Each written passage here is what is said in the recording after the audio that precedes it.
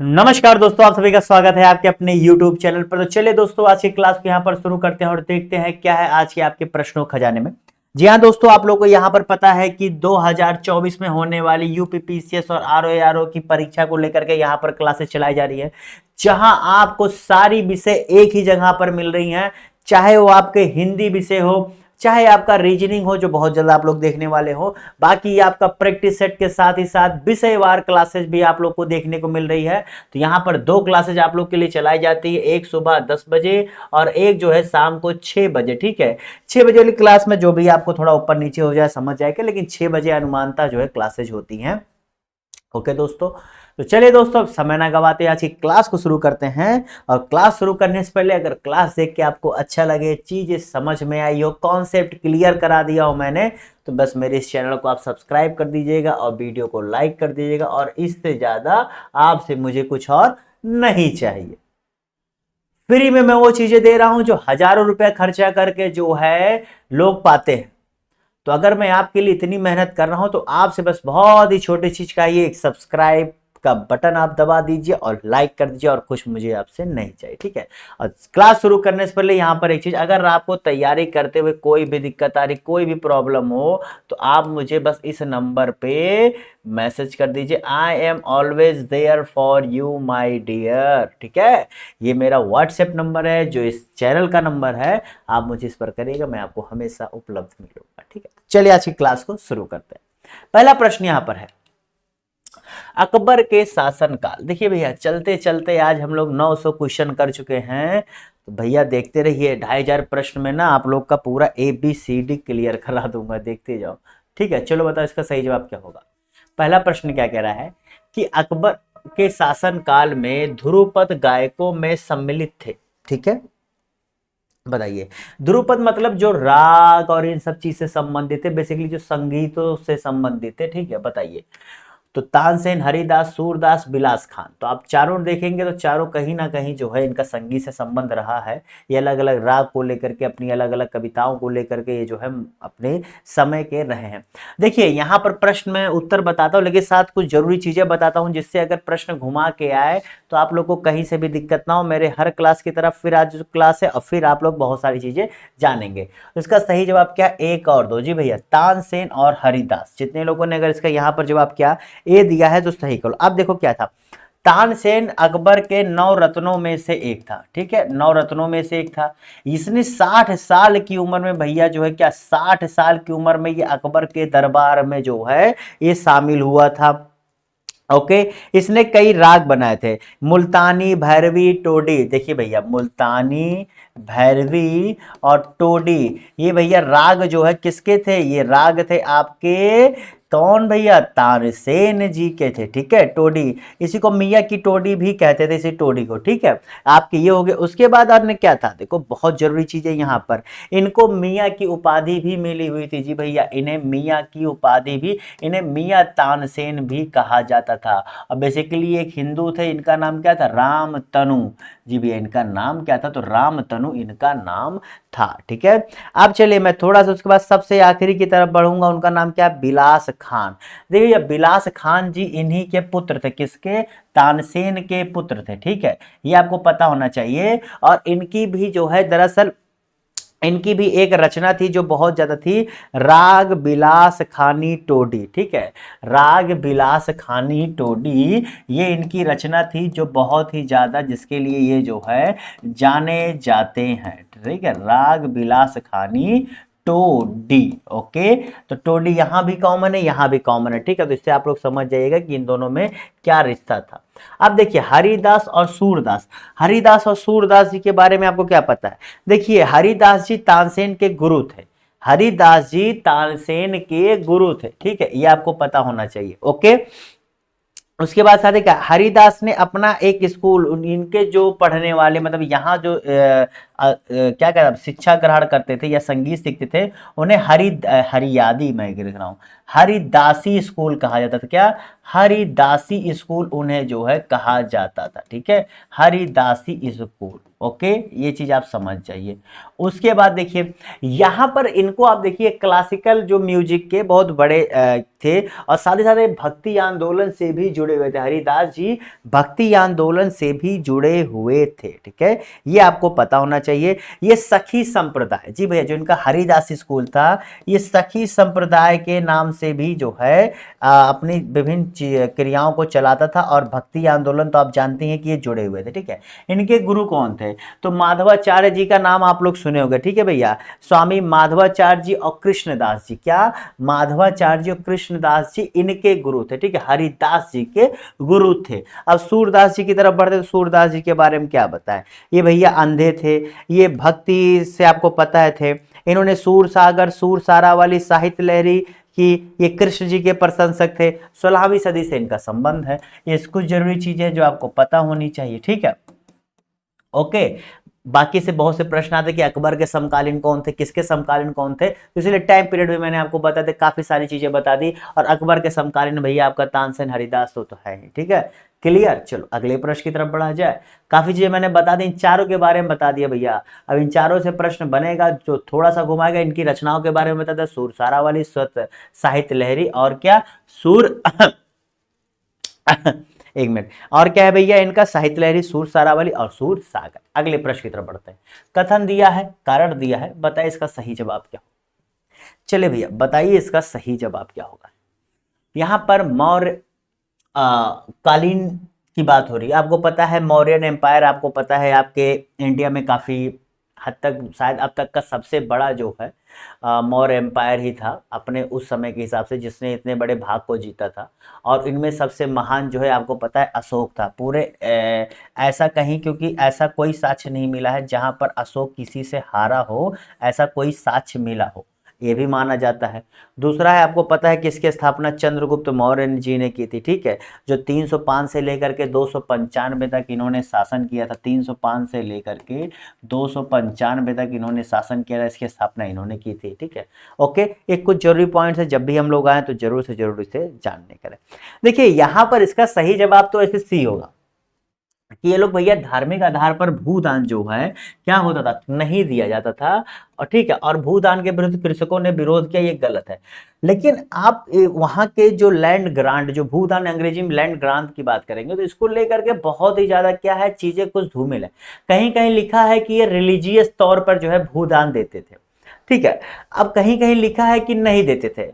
तो भैया जो किताब कह रहा है, जो माना जा रहा है, वो हम बता दे रहे हैं कि सी इसका सही जवाब है। बाकी इसका जवाब बहुत कंफ्यूजिंग वाला है। ठीक है, इस प्रश्न को लेकर के जब मैं बैठा इसका जवाब मतलब मैं सोच रहा था, तो मैंने सोचा क्या मैं जवाब दूं। प्रश्न तो आ गया है, तो आप, मेरा काम है आपको सही चीज बताना। तो बता दिया मैंने कि ये थोड़ा सा है, लेकिन इसका सही जवाब आप सी लेकर चलिएगा, जो भी अगर आपके पेपर में आता है तो। ठीक है, क्योंकि उससे आयोग सही मानेगा। 2011 के अनुसार उत्तर प्रदेश में महिला साक्षरता कितनी है? चलो भैया बहुत ही आसान सा प्रश्न है, इसका क्या ही जवाब होगा बताओ। तो देखिए दोस्तों, आपको एक चीज पता होना चाहिए कि अगर आपके यूपी का देखा जाए तो कुल कितनी थी, तो कुल भैया थी आपकी कितनी, 67.7%। ठीक है, ये कुल साक्षरता थी। अब अगर पुरुषों की आ जाए तो कितनी थी? पुरुषों की अगर मैं बात करूं तो उस समय थी कितनी, 77.3%। ठीक है, कितनी, 77.3%। अच्छा बताओ, तुम्हें मैंने कुल बता दिया, पुरुष बता दिया, तो बताओ महिला का याद हो जाएगा, मतलब महिला का निकास है यार। आसानी सी बात है कि 67 आ रहा है, ठीक है, 77 है, यानी कि इसी में 20 कम कर दोगे तभी ये 67 के पास पहुंचेगा। थोड़ा सा मैथमेटिकल चीज था, इसलिए मैंने दोनों बता के देखना चाहा कि आप कर सकते हो कि औसत मध्यमान जानते हो, उसी आधार पे आप निकाल लेते। ठीक है, रीजनिंग भी आता है दोस्तों, इतना मैंने बताया तो समझिएगा। हाँ, अगर देखा जाए तो 67.7 था, जो 2001 के मुकाबले 11.1% की वृद्धि हुई थी। ये भी आपको जानना चाहिए कितनी वृद्धि हुई थी 2001 के मुकाबले, तो 11.3 होगा। ओ माफ करेगा, 11.3% की वृद्धि हुई थी, 11.3। ठीक है, 2011 की जनगणना के अनुसार प्रति व्यक्ति, एक व्यक्ति प्रति किलोमीटर जनघनत्व, जी भैया जिसे क्या डेंसिटी कहते हैं, देश का एकमात्र जिला कौन सा है? बताइए, एकमात्र जिला कौन सा है? इसका सही जवाब क्या होगा बताइए। इसका सही जिला जवाब क्या होगा? दमन, दिबाग घाटी, संबा और देखो दमन दमनदीव हो गया, दिबाग घाटी अरुणाचल प्रदेश, संबा अरुणाचल प्रदेश में, लाहौल स्पीति हिमाचल प्रदेश में। चलो मैं चारों का बता देता हूं, आपको समझ में आ ही जाएगा क्या सही जवाब है, मेरा काम है बताना। तो लाहौल एवं स्पीति जो आपका कहां पर भैया, आपका ये कहां पर है? हिमाचल प्रदेश में। यहां पर कितना है? यहां पर 2 व्यक्ति प्रति किलोमीटर, यानी क्या 2 पर्सन पर स्क्वायर किलोमीटर, ठीक है, ये ऐसे लिखा जाता है। उसके बाद बढ़ते हैं संबा। संबा आपका कहाँ भैया? जम्मू कश्मीर में। यहाँ पर कितने हैं? तो 353 पर्सन पर किलोमीटर स्क्वायर। उसके बाद क्या? दिबाग घाटी। तो दिबाग घाटी का दोस्तों यहाँ पर कितना हो जाएगा आप लोगों का? यहाँ पर दिबाग घाटी का आप लोगों का हो जाएगा कितना?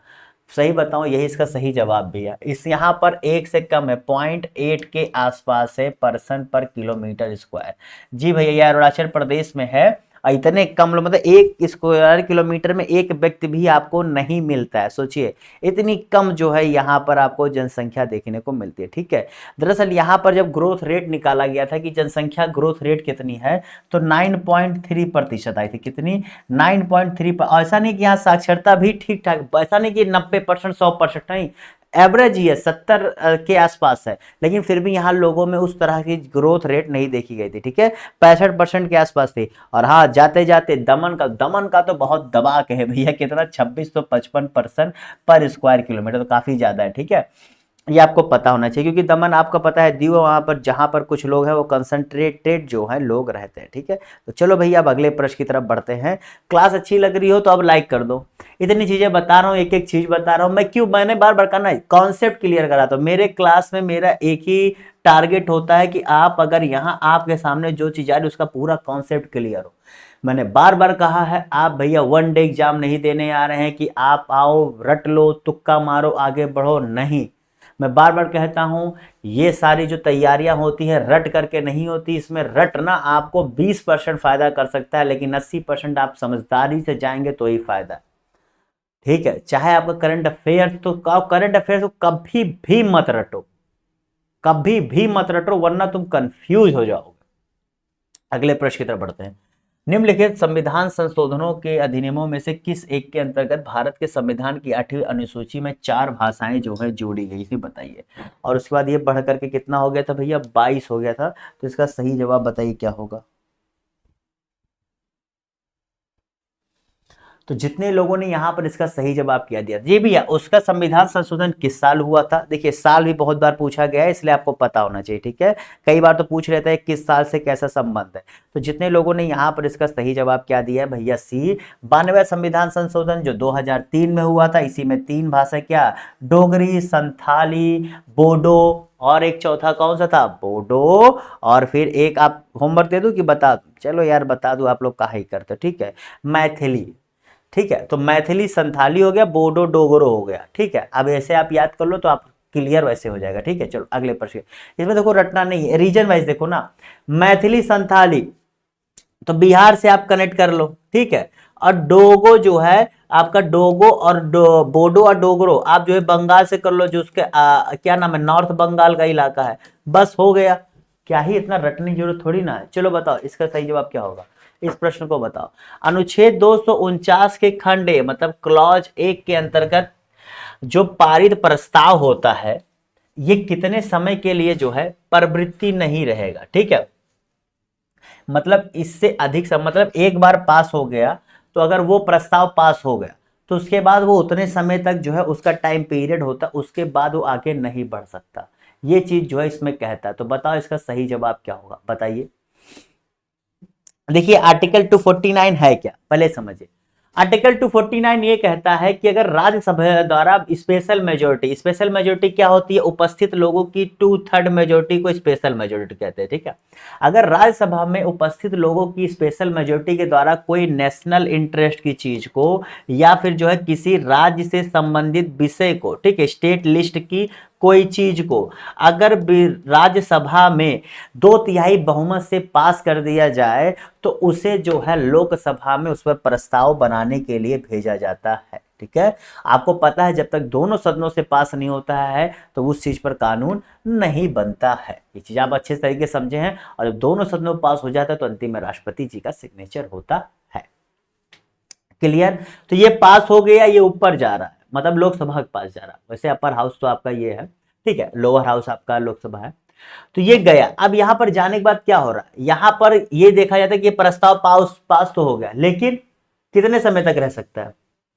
तो भैया ये जो है देखिए, ये 1 साल तक रहता है, ठीक है, 1 साल तक रहता है। लेकिन आप एक चीज समझिएगा, इसका सही जवाब तो डी होगा, लेकिन इसे 1 साल के लिए और भी बढ़ा सकते हैं फर्दर। देखिए एक तो होता है 1 ईयर, फिर कह रहे हैं अगर कोई दिक्कत आ रही है, कुछ प्रॉब्लम हो तो फर्दर 1 ईयर, मतलब 1+1 होता है, लेकिन एग्जैक्टली इसका 1 साल ही होता है।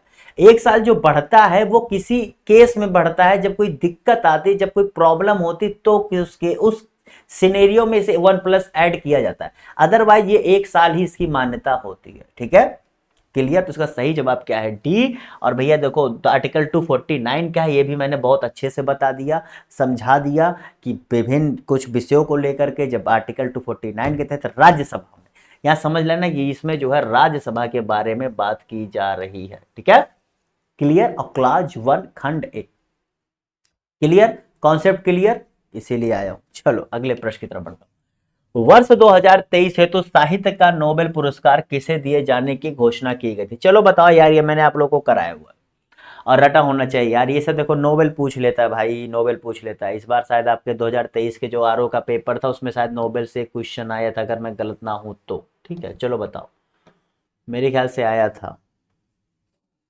संभवतः आया था, आई एम नॉट श्योर 100%, मुझे ऐसा प्रतीत हो रहा है कि शायद आया था। तो देखिए भैया इसका सही जवाब है नॉर्वे के, ये जो है क्या नाम है, राइटर है, इनका नाम क्या है, जॉन फॉसे। जी भैया जॉन फॉसे, जो कहाँ भैया, नॉर्वे के हैं। और खास करके इनकी एक किताब थी क्या, सेप्टोलॉजी। जी भैया सेप्टोलॉजी के लिए जो है इन्हें अवार्ड मिला है, जो 2019 में इन्होंने लिखी थी, ठीक है, समझ गए। इस किताब से बेसिकली ये होता है कि जो कुछ बोल नहीं पाते हैं उनको उनकी बात ये कहते हैं, ठीक है। तो इसके लिए जो इन्हें या ये क्या नाम है, साहित्य का नोबेल पुरस्कार मिला है। नाम क्या है, जॉन फॉसे। कहां से आते हैं, तो नॉर्वे से आते हैं, ये आपको पता होना चाहिए। अगला प्रश्न, उत्तर प्रदेश सरकार ने उत्तर प्रदेश में महिलाओं को, ठीक है, उनके अधिकारों के प्रति जागरूक करने के लिए नियुक्त महिला पुलिस कर्मियों को क्या नाम दिया। चलो नाम बताओ क्या कहते हैं, जो नियुक्ति मिली है उनको क्या नाम दिया गया है, बताइए इसका सही जवाब क्या होगा। तो जितने लोगों ने यहां पर इसका सही जवाब क्या दिया, तो भैया उनको नाम दिया गया है शक्ति दीदी।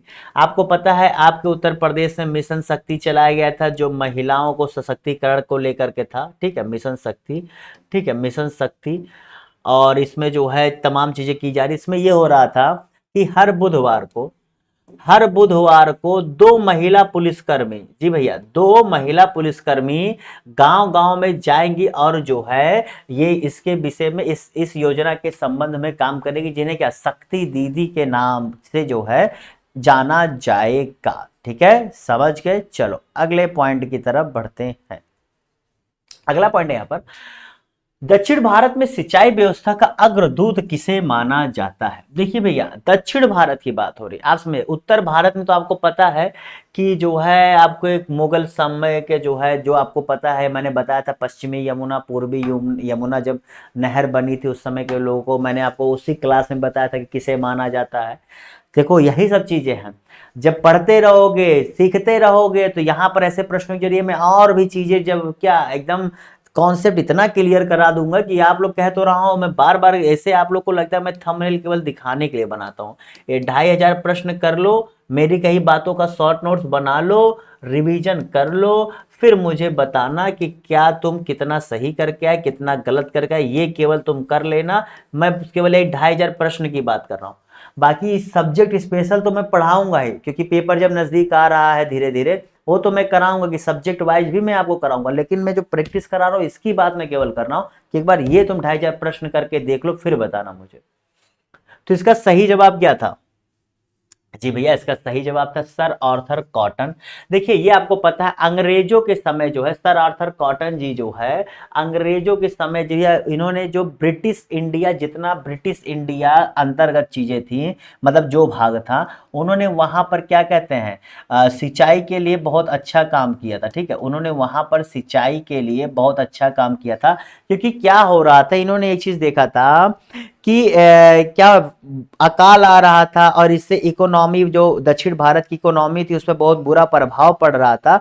तो इन्होंने जो है इस पर बहुत अच्छा से काम किया था सिंचाई व्यवस्था पर, और इससे उस समस्या का निदान मिला था, और साथ ही साथ दक्षिण भारत की इकोनॉमी भी चली थी। और ये मद्रास प्रेसिडेंसी में जो है ये अपना बन करके आए थे। ठीक है, तो मद्रास प्रेसिडेंसी से इनका संबंध था। ठीक है, ये भी आपको पता होना चाहिए, क्योंकि मेरी क्लास में आए हो तो ये सब चीज़ें, हर चीज़ें जो जरूरी है, जो जानने वाली है, जो आपको कॉन्सेप्ट क्लियर करती हैं, यहीं पर मिलेगा। ठीक है, बाकी और कहाँ पर चल रहा है ऐसा क्लास तो अभी तक तो खैर मैंने नहीं देखा।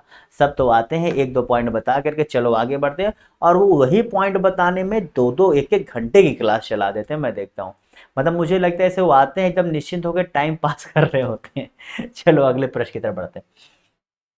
सुकन्या समृद्धि क्या है बताइए। मैं दरअसल प्रश्न दिखाता हूं, उत्तर दिखाता हूं, फिर मैं आपको देता हूं प्रश्न के हिसाब से समय। अगर प्रश्न बड़ा है तो मैं दे दिया 40 वाले सेकंड, छोटा है तो 15 20 सेकंड 25 सेकंड में इनफ, क्योंकि मुझे पता है ये जो प्रश्न है आपको आ रहा है, आ रहा नहीं आ रहा तो मैं तुरंत वहां पर, क्योंकि जब नहीं आ रहा तो फिर क्यों आपका टाइम बेकार करना, केवल आप बैठ करके आपका एमबी खराब होगा ना यार, क्यों एमबी खराब कराना। सोचो कितना आपके एमबी ख्याल रखता हूँ। आखिर बहुत लोग को जो है किसी को वीडियो कॉल करना होगा, किसी को रील देखना होगा, किसी को शॉर्ट्स देखना होगा, इसके लिए भी तो एमबी सेव करना पड़ता है ना, क्योंकि बहुत लोग इसी चीज़ को लेकर चिंता रहते हैं। आज के समय में लोगों की बहुत बड़ी चिंता जो है 1.5 GB का नेट भी तो है, किसे कुछ लोग 1.5 GB कराते हैं, कुछ लोग 2 GB कराते हैं। ये जो है इनमें से एक भी एमबी बच के ना जाए, ये भी बहुत लोग की चिंता होती है, मैंने देखा है।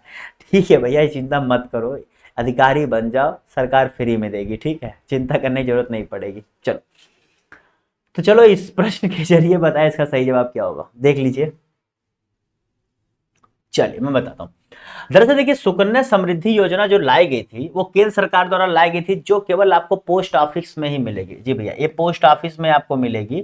और इसमें सबसे बड़ा फायदा पता है क्या था, ये जैसे आपको छोटे छोटे इंस्टॉलमेंट में आप इसमें पैसा जमा करेंगे, तो जब आप बच्चों को पढ़ाने की उम्र आएगी, जैसे अपर एजुकेशन पे, तब आप उससे कुछ किस्त का पैसा निकाल सकते हैं। या इसमें एक एज लिमिट देकर आप इस एज लिमिट को पार कर गए हैं और आपको बेटी की शादी करनी है, तो आप पैसा निकाल सकते हैं। तो यहां पर इससे आपको इतना पढ़ने के बाद क्या जवाब आ रहा है, डी। जी भैया, क्या है, पहले बात तो लघु बचत योजना यानी छोटी छोटी सेविंग के जरिए जा रहा था, क्या है, शादी के लिए या फिर उच्च शिक्षा के लिए। ठीक है, और जान के चलो सबसे ज्यादा इंटरेस्ट रेट अगर आज की डेट में किसी योजना पर दिया जा रहा है तो वो सुकन्या समृद्धि योजना है, जो वित्त मंत्रालय द्वारा 2015 में, कब भैया, 2015 में वित्त मंत्रालय द्वारा शुरू किया गया था। और इसमें 8.2% इंटरेस्ट रेट मिल रहा है, जो किसी भी, अरे भैया इस समय इंडिया में सेविंग वेविंग पे खैर आप लोग तो पता ही क्या होगा, अभी आप लोग कमाना ही नहीं चालू किए होगे तो क्या ही पता हो। ठीक है, कुछ नहीं मिल रहा है, पैसा अगर जमा किए हो जान के चलो, आपका पैसा जो है जमा किए हो तो जान चलो कुछ मिलेगा नहीं, पहले मिल जाता था, क्योंकि अभी इंटरेस्ट रेट बहुत लो चल रहा है। अगले प्रश्न की तरफ बढ़ते हैं। अगला है अभिकथन है, कारण है, बताइए इसका सही जवाब क्या होगा। और ये प्रश्न अभी मैंने कल की क्लास में कराया हुआ, देखते हैं कितने लोग सही करते हैं। मतलब कुछ हद तक सेम नहीं था, मतलब इस पर मैंने चर्चा की थी, इससे संबंध में एक प्रश्न तो एकदम डिट्टो मिलेगा, लेकिन इससे आप लोग गलत मत करो यार, ये बहुत ही आसान सा प्रश्न है। मतलब ये आपके आसपास की होने वाली चीजों से आप अगर थोड़ा सा दिमाग लगाओगे तो इसका जवाब दे दोगे। तो जितने लोगों ने यहां पर इसका सही जवाब क्या सी दिया, ए सही है किंतु आर गलत। यार ये बताओ, प्रारंभिक निवेश के बाद पुनः नए पदार्थों का निवेश नहीं हो सकता, ये कैसे हो सकता है भैया, अगर ऐसा नहीं होगा तो कैसे पूरा जो है, ये गलत बात है। कोई बहिर्गमन में कोई प्रतिबंध भैया आप कैसे लगाओगे। ठीक है, तो इसलिए निवेश नहीं हो सकता। देखिए आपको जो पता है ज्योमंडल में चीजें क्या होती है, साइकिल में घूम रही है। ठीक है, ओके, ये चीज आपको पता है ना, तो इसी से आप समझ रहे। अगले प्रश्न की तरफ बढ़ते हैं। भारत में पर्यावरण संरक्षण अधिनियम पारित किया गया था, इसीलिए देखो हमारे जब आप लोग पढ़ोगे इकोसिस्टम में, तो वहां क्या होता है, फूड चैन होता है पूरा, जो एक दूसरे से जुड़ी हुई है, ठीक है। उसके बाद क्या है, उसके बाद आप लोग देखते हो कि जो एनर्जी फ्लो होता है वो विभिन्न ट्रॉफिक लेवल पर होता रहता है, ठीक है। लेकिन क्या होता है कि नई ऊर्जा नहीं बनती है, वो ऊर्जा का स्थानांतरण हो रहा होता है, ठीक है, ये चीज तो होता है।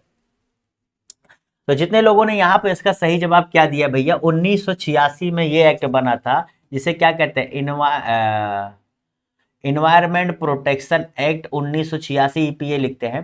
दरअसल इसकी जरूरत पड़ी कब थी, जब आपको पता है भोपाल गैस त्रासदी हुआ था, भोपाल गैस कांड हुआ था, जो आपके भोपाल से समझ ही रहे हो, भोपाल में हुआ था। इस पर एक मूवी आई है, क्या नाम है, the railway man net, sorry एक वेब सीरीज है, the railway man web series है कि मूवी है मुझे नहीं पता। आप उसमें देखिएगा कि आपको तब इस कहानी, इसके बारे में और भी अच्छे से पता लगेगा। नेटफ्लिक्स पर है, चलो मैं इतना बता दे रहा हूँ, ठीक है। ये देखने वाली चीज है, इसलिए मैं सजेशन दे रहा हूँ, अगर आपके पास कभी बोर हो तो इसे देख लेना, बहुत अच्छी है, ठीक है। तो इसमें देखो ये सब मेरी आदत है भैया, जो चीज अच्छी होती है बताता हूँ, चाहे जो समझना हो समझो। इसमें क्या हुआ था कि बहुत लोगों की मौत हो गई थी, तो इसके बाद जो है एनवायरमेंट प्रोटेक्शन एक्ट जो है लाया गया था, ठीक है, समझ गए। और आपको पता है आपके संविधान में अनुच्छेद 48 के क्लॉज ए में भी पर्यावरण को बचाने की लेकर के बात की गई है, ठीक है। तो अगले प्रश्न की तरफ बढ़ते हैं। अगला प्रश्न यहाँ पर, सर्वाधिक जैव विविधता पाई जाती है कहाँ पर। यह प्रश्न शायद आज तीसरी बार आ रहा है जी भैया, इस 913 प्रश्न में ये आज तीसरी बार आ रहा है। तो आप लोग एक काम करो, बताओ इसका सही जवाब क्या होगा, ठीक है।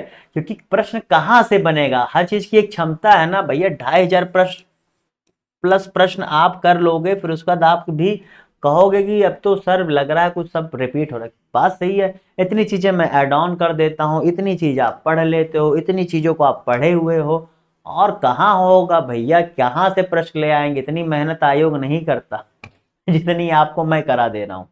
तो जितने लोगों ने यहाँ पर इसका सही जवाब क्या दिया जी भैया, उष्ण कटिबंधीय वर्षा वन प्रदेश, जितने लोगों ने यहाँ पर इसका सही जवाब क्या सी दिया है वो सही कर लें। फॉर एग्जाम्पल मैंने आपको बताया हुआ था, अमेजॉन का एरिया आप ले लो, ठीक है, सेंट्रल चिली का एरिया ले लो, सेंट्रल चिली का एरिया ले लो, यहाँ पर आप लोग देखोगे बहुत अच्छी खासी जो है क्या बायोडायवर्सिटी की क्या पाई जाती है, संख्या पाई जाती है, ठीक है। चलो अगले प्रश्न की तरफ बढ़ते हैं। जैविक एवं अजैविक संगठनों के मध्य बिचौलिए का काम, जी भैया बिचौलिए का काम करता है, बताओ कौन करता है, चलिए जवाब दीजिए क्या होगा, फटाफट बताइए भैया क्या होगा।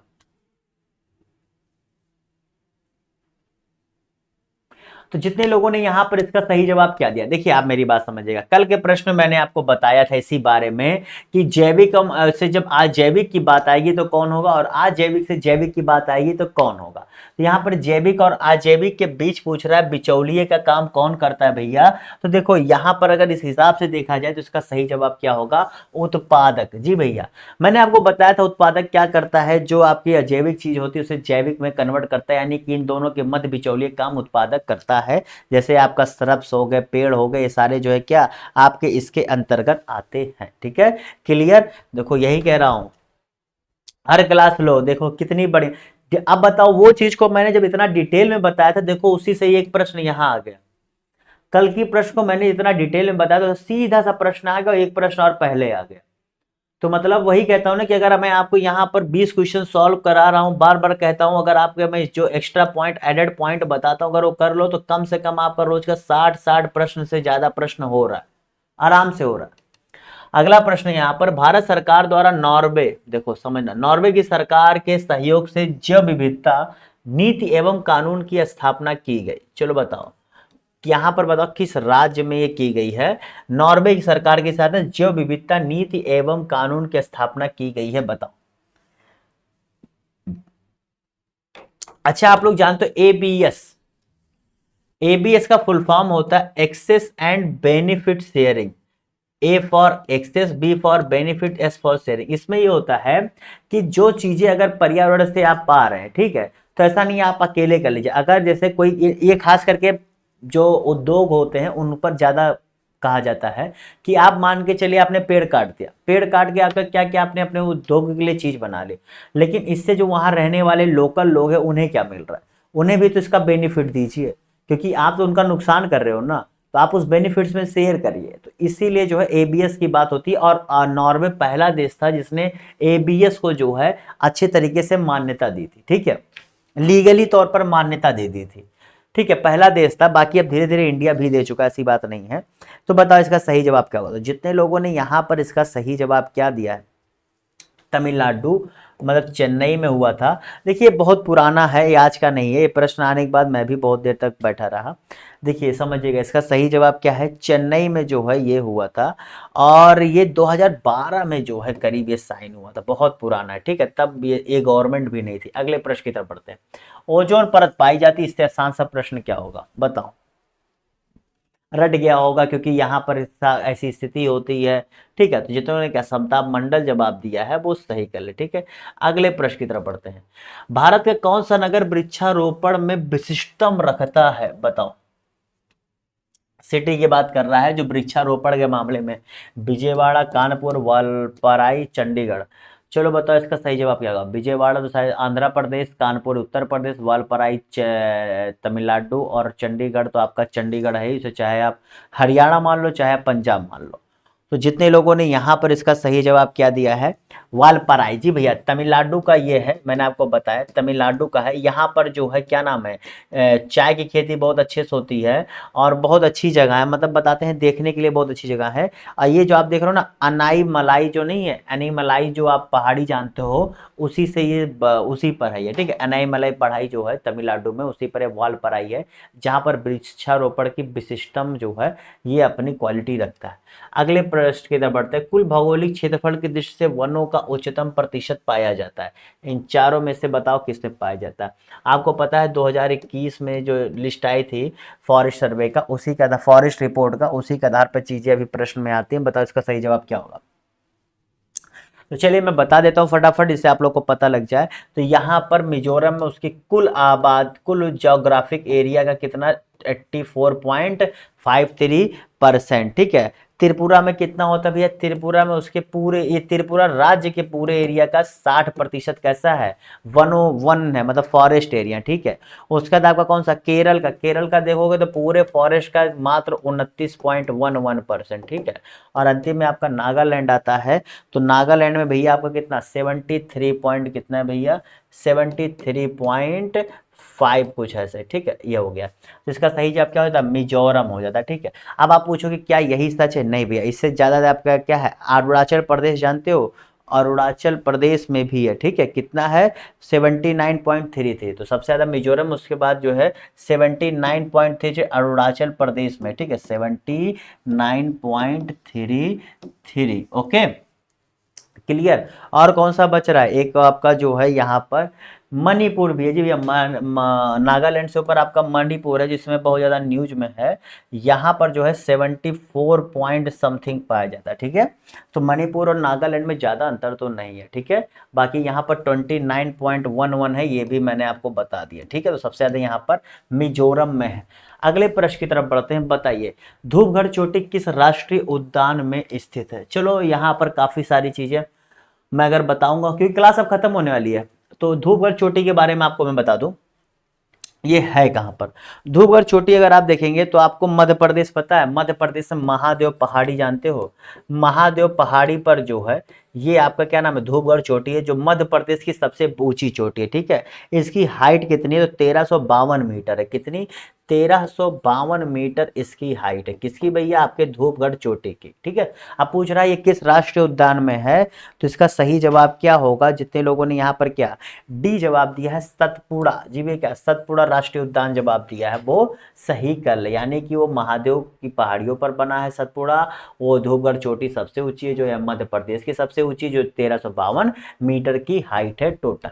चलो भाई आज का आखिरी प्रश्न करते हो, क्लास खत्म करते हैं। और यहाँ पर जो है फिर बता रहा हूँ, जाते जाते मैं एक गारंटी के साथ कहता हूँ 20 के 20 प्रश्नों का आपको यहाँ पर कॉन्सेप्ट इतना क्लियर मिला होगा कि आप इससे संबंधित या इससे जुड़ाव में या थोड़ा सा घुमा करके भी अगर प्रश्न आ जाए तो आप उसको बिना किसी गलती के करेंगे। तो कॉन्सेप्ट क्लियर वाली भैया ये जो प्रैक्टिस क्लास आपको चलाई जाती है इसको जरूर से जरूर आप लोग देखा करिए, और शाम को 6 बजे जो भी क्लासेज होती है उसे देखा करो। ये सारी चीज़ें आपको तब पता लगेंगी जब आप मेरे इस यूट्यूब चैनल को सब्सक्राइब करोगे। यहाँ पर जो ऐसे बेल आइकन होता है इसे आप क्या करोगे, इसे आप टिंग करोगे, और साथ ही साथ जाने से पहले लाइक कर देना, क्योंकि लाइक जब करते हो तो और भी अच्छे से आपको नोटिफिकेशन यूट्यूब भेजता है। ठीक है, बताइए। तो जितने लोगों ने यहाँ पर इसका सही जवाब किया, दीव जवाब दिया है वो सही कर ले जी भैया। दीव जो है ये आपका पहला बना है, दरअसल ये 2023 में ही बना है। कब? 2023 में ही बना है। ठीक है, अच्छा चलो यहाँ पर जब सौर ऊर्जा की बात आई है तो चलो ये बताओ, इंडिया में अगर मैं पूछूं टॉप 5 स्टेट कौन से हैं जो जो यहाँ पर क्या है सौर ऊर्जा उत्पादन के मामले में, तो पहले नंबर पर मैं बता देता हूँ राजस्थान। पहले नंबर पर आपका कौन सा? राजस्थान। दूसरे नंबर पे आपका कौन सा भैया? गुजरात, कर्नाटका। फिर क्या है? गुजरात है। तीसरे पर आपका क्या है? कर्नाटका है। ठीक है, चौथे पे आपका क्या है? तमिलनाडु है। क्या भैया? तमिलनाडु है। उसके बाद आपके जो है अन्य आते हैं इसी कड़ी में। ठीक है, यहाँ महाराष्ट्र हो गया। ये देखो यहाँ पर समझ लो, ये हो गया क्या? राजस्थान, गुजरात, कर्नाटका, तमिलनाडु, महाराष्ट्र। ठीक है, ये आपका है। अब देखो तमिलनाडु सबसे ज्यादा उत्पादन जो राजस्थान में होता है, पहले और दूसरे के बीच में बहुत ज्यादा अंतर है। पहला जहां करीब 17 गीगावाट के आसपास उत्पादन करता है, गीगावाट का। सेकंड वाला मात्र 9.3 गीगावाट का करता है। ठीक है, उसके बाद ये 8 पॉइंट समथिंग करता है। तो पहले और दूसरे के बीच में बहुत बड़ा गैप आपको देखने को मिलता है। और वैसे शायद देखा जाए सबसे बड़ा प्लांट अगर कहीं पर उद्घाटन हुआ है तो वो भी शायद आपके राजस्थान में ही है। राजस्थान या मध्य प्रदेश में से कोई है, मैं एग्जैक्टली थोड़ा सा, क्योंकि उसमें 2-3 ऑप्शन दिया तो मैं थोड़ा सा क्लियर नहीं था। ठीक है, अब देखो, अच्छा ये कौन सा गांव है जो पूरी तरीके से सोलर से हो चुका है? तो भैया आपके गुजरात का ही एक गांव है मोढेरा। जी भैया, मोढेरा जो गांव है, विलेज है, ये पूरी तरीके से क्या है? सोलर चालित जो है क्या हो चुका है? गांव बन गया। ठीक है, मोढेरा गांव जो आपके गुजरात का है। ठीक है, और उसके बाद पूछा अगर भारत का कौन सा शहर है, नगर है, तो वो कौन सा? तो भैया सांची। सांची आप सुने हो, जहां पर आपकी स्तूप पाई गई थी, वो क्या है? सांची जो है फुल्ली क्या है? Solar power. तो गांव हो गया, शहर हो गया, और ओवरऑल सौर उत्पादन में भारत की चौथी रैंकिंग है भैया। तो ये विश्व में चौथा रैंक हासिल करता है सौर ऊर्जा उत्पादन में। अब बताओ यहां से कितने प्रश्न तुम्हारे बन गए, जितना मैंने बता दिया है ना? कॉन्सेप्ट क्लियर वाली क्लास। तो अब इसी बात पे ठोक दो लाइक, और बता दो कि हाँ क्लास अच्छी लग गई। लाइक कर दो, सब्सक्राइब कर दो, बेल आइकन दबा दो, क्योंकि ये तो अभी ट्रेलर है। अभी सब्जेक्ट वाइज करंट अफेयर जब चलेगा, रीजनिंग चलेगी, हिंदी चलेगी, फिर देखना आप कैसे आराम से अधिकारी बन करके निकलोगे।